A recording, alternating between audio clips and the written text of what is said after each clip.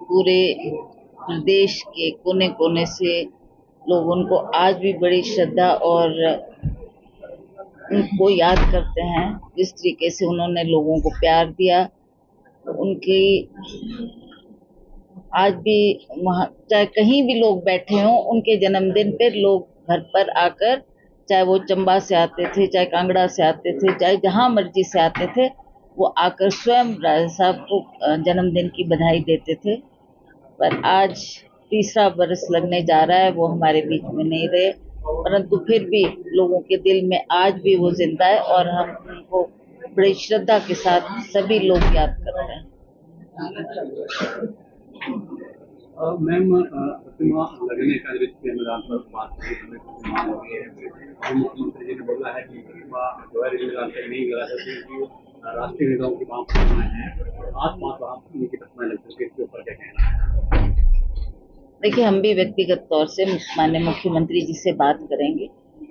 अगर वो राष्ट्रीय स्तर की बात करते हैं तो वो भी कोई राष्ट्रीय नेता से कम नहीं थे। उन्होंने राष्ट्र को भी उनकी सेवाएं दी हैं और प्रदेश को तो भला दी ही है। तो हम चाहते हैं कि रिज मैदान पर, क्योंकि इतने लोगों की आस्था जो उनसे जुड़ी है, लोग उनकी प्रतिमा देखना चाहते हैं, तो इसलिए हम इस बात को माननीय मुख्यमंत्री के सामने रखेंगे और मुझे विश्वास है कि वो लोगों की भावनाओं की कदर करते हुए इसको अवश्य स्वीकृति प्रदान करेंगे। उन्होंने ये भी इंश्योर कराया है कि निश्चित तौर से इनकी प्रतिमा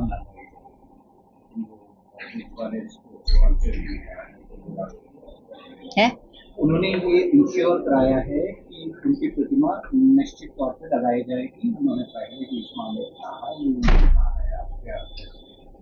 ठीक है, हम उनका आभार व्यक्त करते हैं कि उन्होंने लोगों की भावनाओं की कदर करते हुए इस बात को स्वीकृति दी है और माना है कि वीरभद्र सिंह जी की प्रतिमा रिज मैदान पर लगनी चाहिए और हम उम्मीद करते हैं कि इस पर शीघ्र कार्रवाई हो और वो प्रतिमा रिज मैदान पर स्थापित हो, क्योंकि हजारों लोग जो आते हैं वो भी ये देखना चाहते हैं कि वहाँ पर उनकी प्रतिमा लगनी चाहिए। कहाँ दिक्कत आ रही है? 3 साल हो गए, नगर निगम कहता है कि हमने तो पास कर दिया, क्यों नहीं लग रही? अब ये तो गवर्नमेंट ने डिसाइड किया ना, गवर्नमेंट ने जमीन देनी है और फिर उसके मुताबिक वो निश्चित किया जाएगा कि कहाँ उसको वो प्रतिमा को लगाएंगे। इसके बाई इलेक्शन हो रहे हैं, कांग्रेस पार्टी किस तरह से कैंपेन क्या दावा है एक तरफ मुख्यमंत्री की पत्नी? ठीक है, उन्होंने अपनी पत्नी को मैदान में उतारा है और उनका संबंध उस क्षेत्र से है, लोगों की भावना भी थी और सर्वे के मुताबिक भी उनका नाम काफी टॉप पर आ रहा था, तो ये निर्णय लिया गया कि उनको इस बार वहां से देरा से टिकट दिया जाए। मैं उनके नॉमिनेशन पे भी गई थी और भारी तादाद में वहां पर लोग आए थे। हमें पूर्ण विश्वास है कि कांग्रेस के कामों को देखते हुए अवश्य जनता कांग्रेस के कैंडिडेट को सफल बनाएगी और विधानसभा पहुंचाएगी।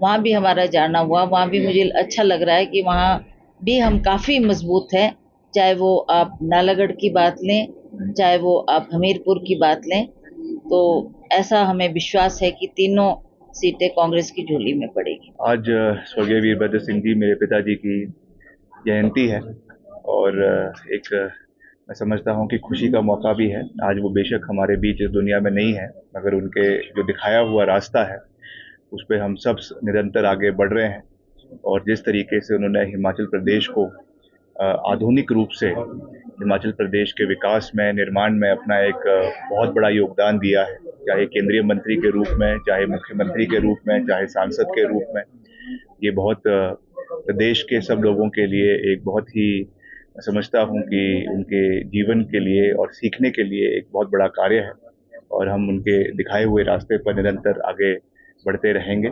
और जिस तरीके से उन्होंने प्रदेश के हर कोने को सींचा है, चाहे वो हमारा जनजातीय क्षेत्र है, चाहे वो हमारा